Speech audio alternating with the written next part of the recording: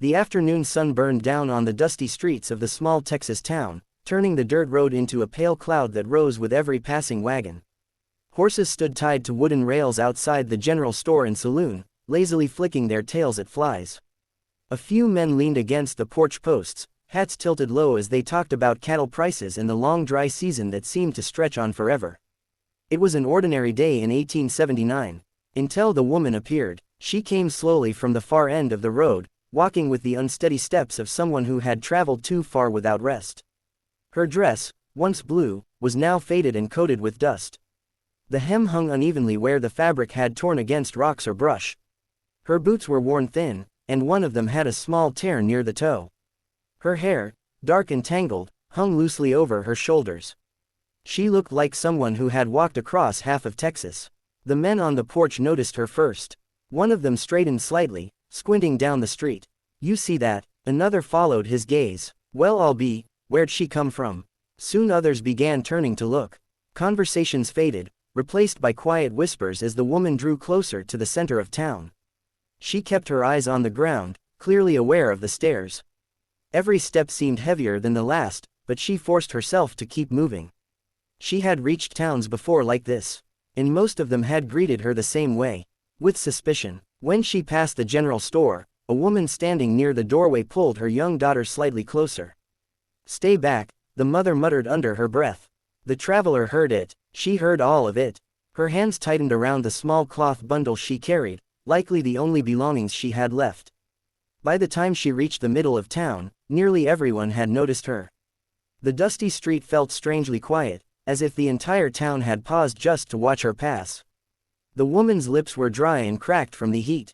Her throat felt raw from hours of breathing dust along the road. Then she spotted the water trough. It stood beside the saloon, a large wooden basin filled from a hand pump nearby. A metal bucket rested beside it, along with a tin cup that travelers often used. Relief flickered across her tired face. She stepped toward it slowly, glancing around as if expecting someone to stop her. When no one spoke, she reached carefully for the bucket. But just as her fingers brushed the handle, a sharp voice cut through the air. "Don't touch that." The woman froze. A tall man standing near the saloon had stepped forward, his boots thudding against the wooden boardwalk. His eyes moved over her torn dress and dusty hair with clear disapproval. "That water's for decent folks," he said coldly. A few men nearby chuckled quietly. The woman slowly pulled her hand back. "I just need a drink," she said softly. The man crossed his arms. "You'll foul the whole trough," he replied. "Take yourself down to the creek if you're that thirsty." The laughter grew a little louder. Color rose faintly in the woman's face, though whether from embarrassment or exhaustion it was hard to tell. She lowered her gaze again. "I'm sorry," she whispered. Turning away from the trough, she stepped back toward the edge of the street, clearly ready to leave before the humiliation could grow worse. For a moment, no one moved. Then, from across the road, the heavy wooden door of the blacksmith shop creaked open. A tall cowboy stepped out into the sunlight, wiping his hands on a cloth rag. He paused when he saw the woman standing there, and the crowd watching her. His eyes moved from the dusty traveler, to the untouched water trough, and finally to the men laughing near the saloon. The rag in his hand stilled. Something about the scene didn't sit right with him, and the next thing he did would leave the entire town speechless. The cowboy stood quietly for a moment outside the blacksmith shop, the afternoon sun casting a long shadow across the dusty street. His eyes moved slowly over the scene in front of him, the frightened woman standing near the edge of the road, the men leaning against the saloon railing with amused expressions, and the untouched water trough sitting only a few feet away. The silence felt heavy. He tossed the rag in his hand onto a nearby barrel and stepped down from the wooden porch. His boots hit the dirt with a firm thud. The sound drew everyone's attention. The man who had stopped the woman from drinking glanced toward him and frowned slightly. "Something you need, Carter?" The cowboy didn't answer right away. Instead, he walked calmly across the street toward the water trough. His movements were slow and deliberate, the kind of quiet confidence that made people instinctively watch. The woman noticed him approaching and instinctively stepped back, her arms tightening around a small bundle she carried. The cowboy stopped beside the trough. Without looking at anyone else, he picked up the metal bucket resting against the wooden basin and dipped it into the cool water. The bucket filled with a soft splash. Several men exchanged puzzled looks. "What's he doing?" one of them muttered. The cowboy lifted the bucket and poured water into the tin cup beside it. The cup filled to the brim, tiny drops spilling over the edge and darkening the dust beneath. Only then did he turn. He walked straight toward the woman. The entire street watched in silence. She stared at him with wide, uncertain eyes as he stopped a few feet away and held the cup out toward her. "Here," he said simply. For a moment she didn't move. Her gaze flickered between the cup of water and the faces of the townspeople watching from every direction. "You shouldn't," she whispered nervously. "I'm filthy, don't touch me." The cowboy looked at her properly for the first time. Up close, he could see the exhaustion written across her face. Dust clung to her skin, and her hands trembled slightly as she held her bundle. But beneath all that, he also saw something else. Fear, not the fear of the long road, but the fear of people. He pushed the cup a little closer to her hands. "Ma'am," he said calmly, "no one's too filthy for a drink of water." The words carried clearly across the quiet street. The man near the saloon scoffed loudly. "You planning to share the trough with every stray that wanders through town now?"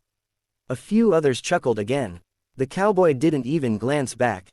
Instead, he waited patiently until the woman finally reached out with shaking fingers and accepted the cup. She drank slowly at first, as though afraid someone might snatch it away.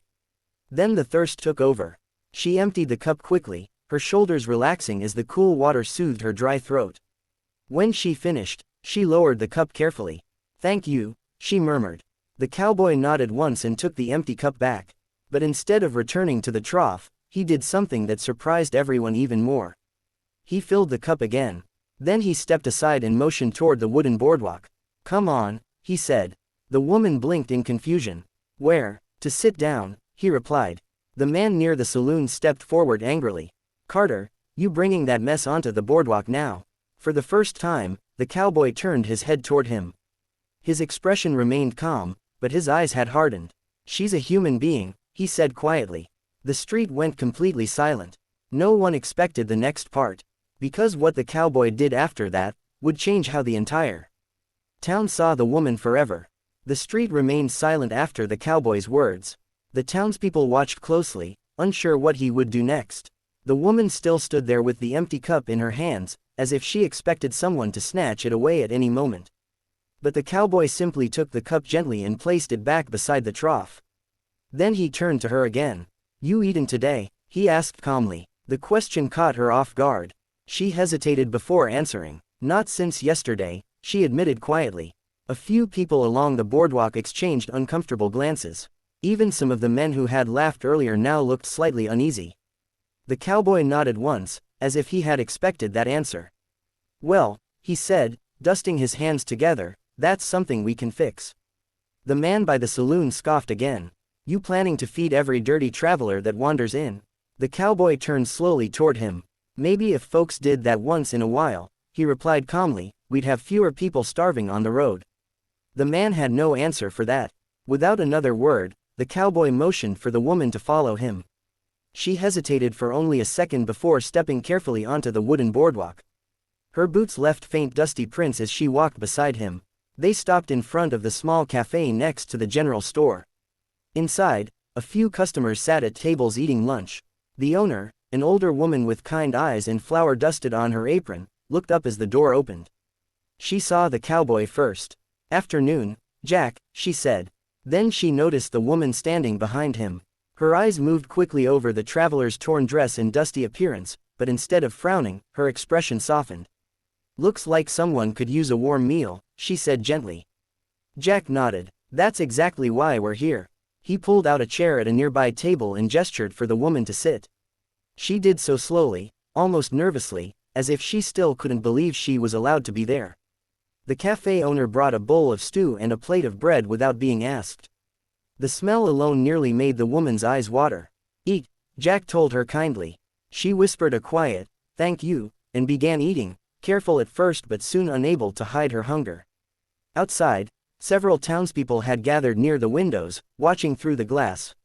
They expected the cowboy to simply give her food and send her on her way. But Jack wasn't finished. After she had eaten a few bites, he spoke again. "What's your name?" The woman swallowed before answering.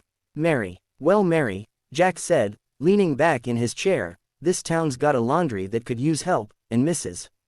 Turner at the boarding house mentioned needing someone to clean rooms. Mary stared at him in shock. You mean, work, honest work, Jack replied. Through the cafe window, the townspeople watched the conversation unfold. The same woman they had mocked only an hour earlier now sat at a table, eating a hot meal while the most respected cowboy in town spoke to her like she mattered. Slowly, something began to change in the way they looked at her. Jack glanced toward the window where the curious crowd stood. Then he said something loud enough for several of them to hear. Everyone deserves a chance to stand back up. Years later, people in that small Texas town would still remember that afternoon. Not because a dusty traveler walked into town, but because one kind cowboy reminded them all what it meant to treat someone with dignity.